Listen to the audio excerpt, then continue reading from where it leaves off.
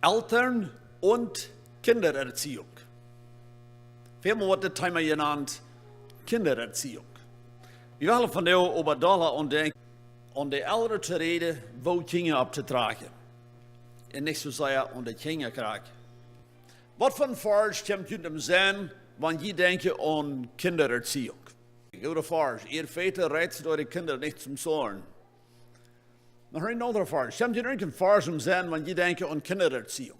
5. Mose, het 6. Kapitel. Deze sollst du deine Kinder einschärfen. Ist das die Frage, was je denkt? Ja, dat is een fijne vraag.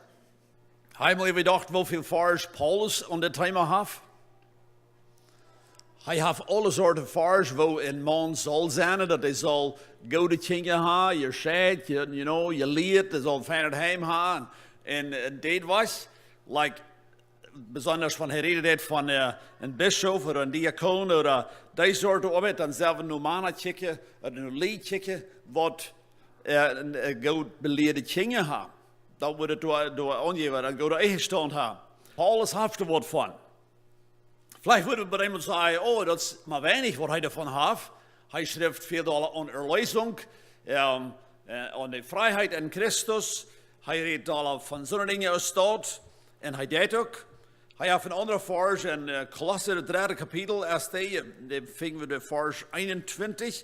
Dat is meest zo'n vers. En in Epheser vingen Kolosser 3, vers 21. Die zegt: Ihr Väter erbittert eure Kinder nicht, auf dass sie nicht scheu werden. Dat is wat ik in Epheser hoor. Die is meest zo'n vers. Zo wat je hoort morgen is, die 2 steden waar Paulus van dit thema redt, hij gebruikt meest graag hetzelfde weer. En hij gebruikt iedere maal ihr Väter. Dat interessante ding is, dat we vingen niet van ihr Eltern. Also ik weet niet ganz graag wat hij, zo zei dat op het voorraad staat. Ik meen, wie verstaan dat ook zo, die hoofdverantwoording is op het voorraad. Maar ik weet, we kunnen hier graag zo klaar zijn, dat je ouderen. Dat is dat bloos een voorraad, wat je ziet, die kinderen ten zorn rijden, de mama kan het ook. Maar dat is niet dat bloos de voorraad die kinderen zal opdragen, wie doen de top, als een politie. Zo, op het beste en de vraag wel we ons van jou inloten. Dit is of course een thema, wat we alle weten, we worden hier kunnen veel en lang van reden. Ik ga van jou 3 vragen als ons tekst. De eerste vraag is al dit wat we hier doen. Epheser, het 6. kapitel, vers 4. Und ihr Väter reizet eure Kinder nicht zum Zorn, sondern zieht sie auf in der Zucht und Vermahnung zum Herrn. Wir wollen het meeste tijd aan dit vers van jou nemen. De nächste 2 vers had ik uit Sprüche genomen. 19. kapitel, vers 18. Züchtige deinen Sohn, solange Hoffnung da ist, aber lass dich nicht bewegt zu werden, ihn zu töten. Danach Sprüche 22, vers 6. Wie man einen Knaben gewöhnt, so lässt nicht davon, wenn alt wird. En zo staat we kunnen veel meer, maar ik dacht zo, dit heeft een zin aanvang. We willen als eerste punt van de, zoals ik al zei, dat dollar aan Epheser het 6. kapitel, we willen als eerste punt mal het beste bekijken.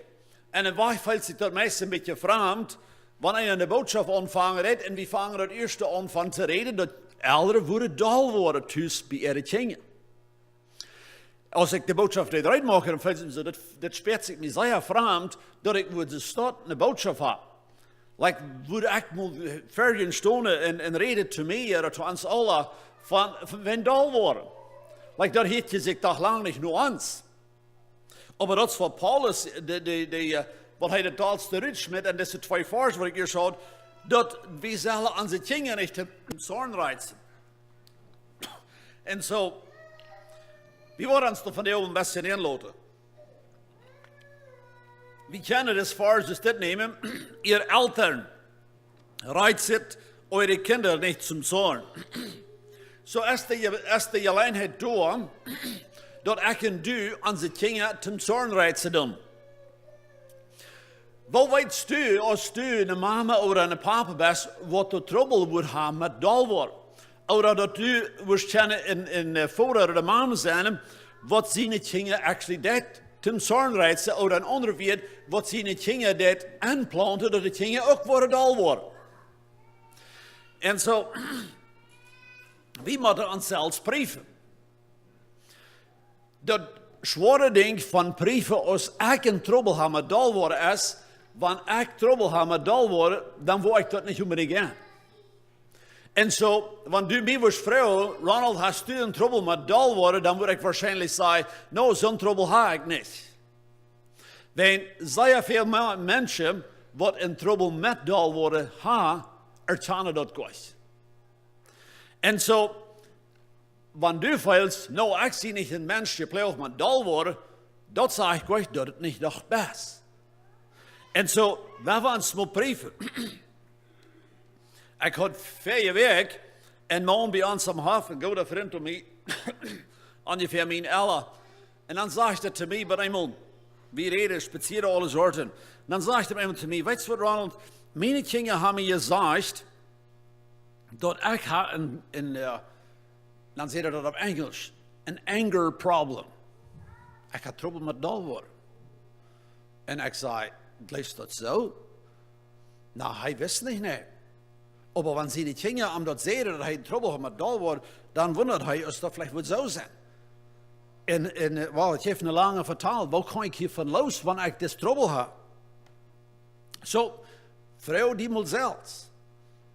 Best u nog mal dal over die kinderen?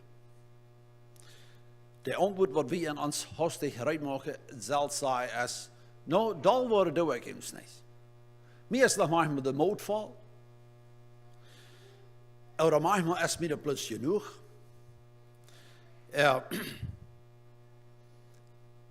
Manchmal wil we zeggen, dat ging me een beetje zo op de natuur. Maar groot stal worden, dat doe ik helemaal. Dat ding is, wanneer die de moedval is, dan heet zich dat waarschijnlijk al zo als wanneer du dal bent. Oder ik. Ik zei, oder ik trace me met meestal de moedval.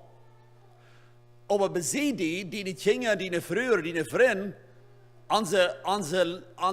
de oren rammen mij, die hoor je al zo en hier dat zo als wanneer ik dal zie.